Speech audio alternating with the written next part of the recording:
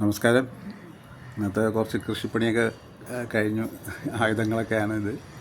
ആയുധപൂജ വെക്കേണ്ടതാണ് യഥാർത്ഥത്തിൽ. ഇതൊക്കെയാണ് ആയുധപൂജ വെക്കേണ്ടത്, പക്ഷേ വെച്ചില്ല.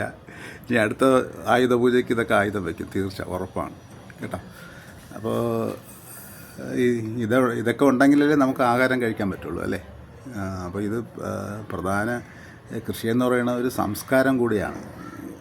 സംസ്കാരം ആദ്യം ഉണ്ടായത് കൃഷിയിലാണ്. അതുകൊണ്ടാണ് അഗ്രികൾച്ചറൽ എന്ന് പറയുന്നത്, ശരിയല്ലേ?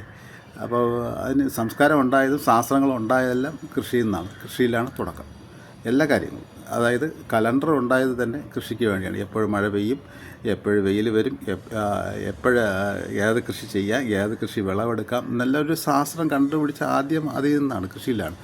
അപ്പോൾ കൃഷി നമ്മൾ നിസ്സാരമായി ആരും കാണരുത്.